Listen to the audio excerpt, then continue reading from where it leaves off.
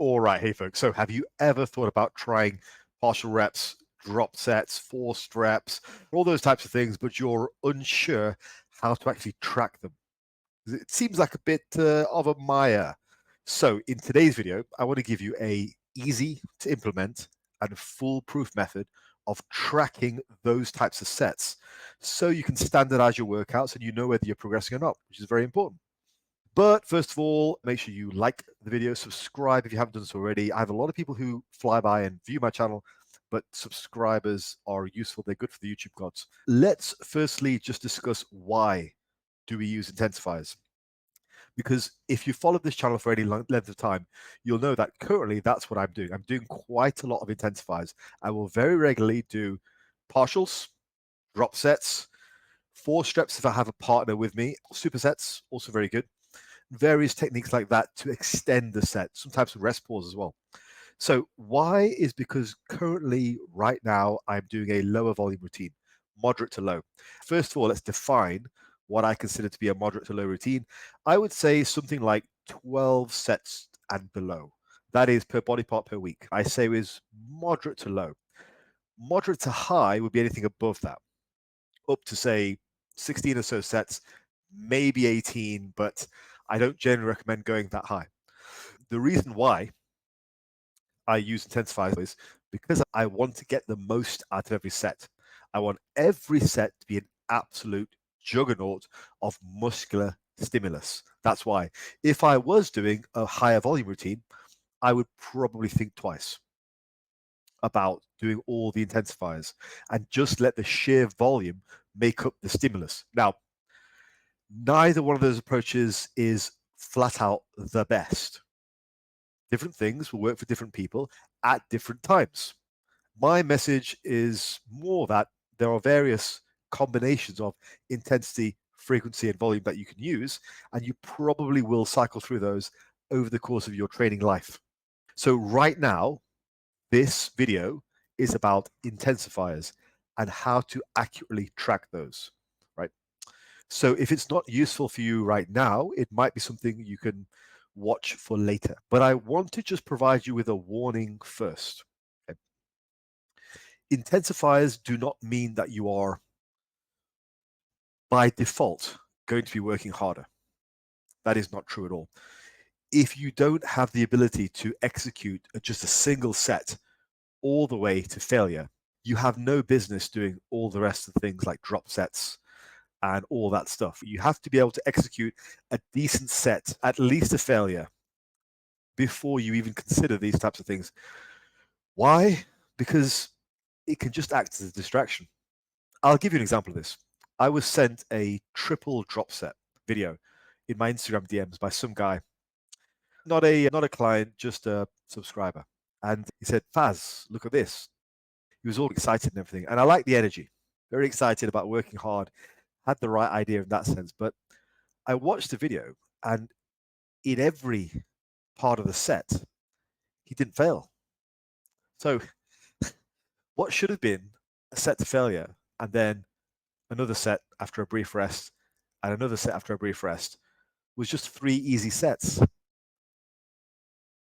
What am I supposed to do with that? Am I supposed to say well done? So being the very honest Brit that I am, I said, this is horrendous. You haven't taken anything to failure here. Work on doing the first set to failure first. So in his mind, he was just training a lot harder than he actually was in reality. So adding a layer of drop sets and another layer of drop sets and partials isn't going to do anything. It's just going to be a lot of busy work and what will amount to essentially just junk volume as you lighten the load and lighten the load further, but you're not actually delving into anything close to failure. And if you're doing higher reps and you're extending the set via forced reps, drop sets, you've got to be taking things close to failure. I would rather a guy like that just stick to basic sets of 5 to 6 reps, because at least then he's guaranteed to switch on all the muscle fibers right from rep 1. So if you are not capable of executing a single set correctly, just stay away, right? They're not automatically going to make you work harder.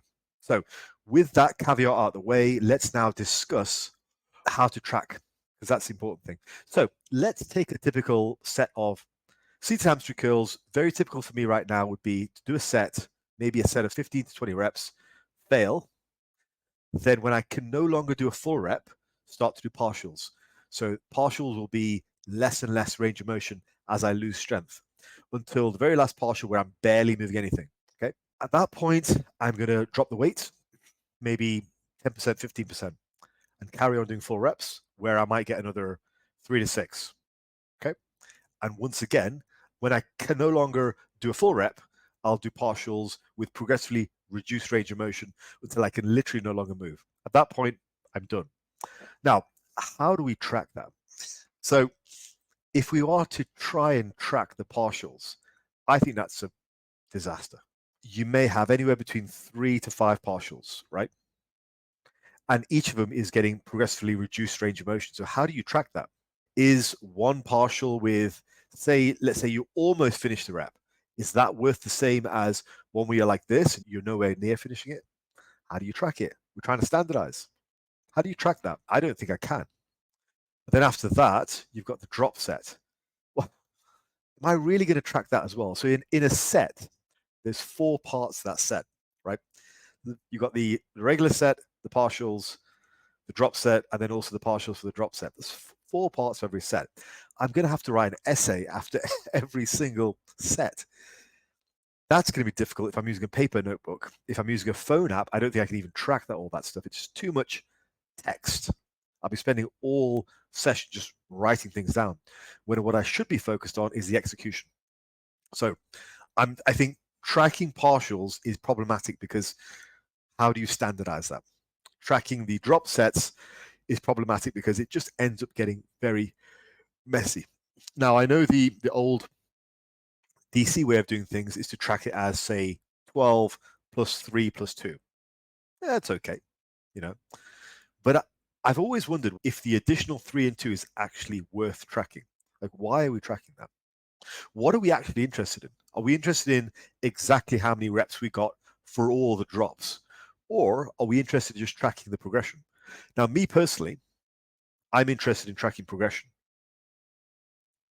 And so should you be. All you're really interested in is, did I progress in that session or not? That's all you want. Let's consider, I don't know, tracking supersets. What's the point? If I was to do, say, a leg extension set all the way to failure, and then jump out the machine and do sissy squats to failure, why do I need to track the sissy squats? It doesn't make any sense. If I'm improving, what's going to go up is that first part of the set, which is the leg extensions, done as full reps.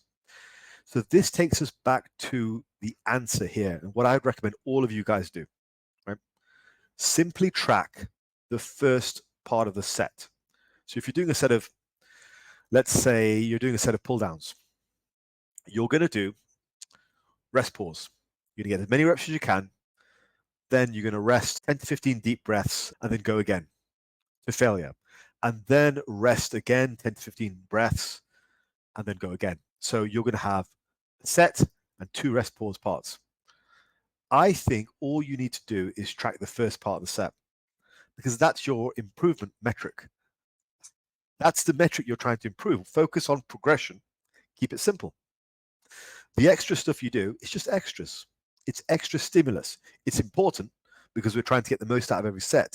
So it is important. But for the sake of simplicity and actually tracking standardized movements, not tracking partial reps, which might be 90% rep or 10% rep, not tracking all the rest of it, like all the rest pause, all the drop sets, because that's a lot of data to track. Just track the straight set. That's it. That gives you what you need to know. And that is, did you improve the full range of motion reps? If you did, great. If you hit your rep cap, great. My personal rep cap is 20 reps. Once I hit 20, I add weight. Simple. All the rest of it, it's just extra stimulus. You don't need to track it. Just do it. But that assumes you're not wussing out your sets, right? You're not like this chap who sent me the triple drop set, which were all easy. There's also one more advantage of doing it this way. You can mix things around. You can mix it up. You guys have been following my whole instinctive training kick, right? So I will regularly mix things up. Some days on an exercise, I might do rest pause. Other days, I might do partials and drop sets. Other days, if I have a training partner, I might do forced reps. This gives me the freedom to do that. Because again, all I'm tracking is that first part of the set to failure. I don't need to track all the rest. I really don't. Now, you can track the rest pause like Dante Trudell, dog crap, a legend in the sport, right? So I'm not saying he's wrong. You can do that.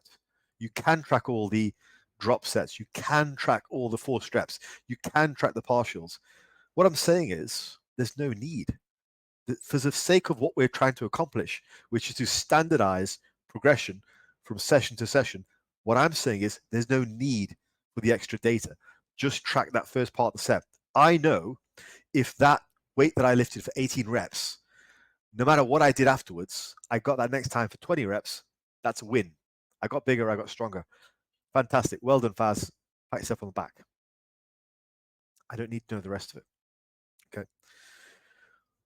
So keep it simple. I made this video because I get this question quite a lot from clients. So when I'm coaching, so I thought it's probably relevant for the rest of you as well. You've heard me talking about what I do. You've seen me train. You're probably going to want to know, what the deal is there as well. So I thought, why not? Let's make a video about this. Practically speaking, what I do. Keep it simple. Keep it simple.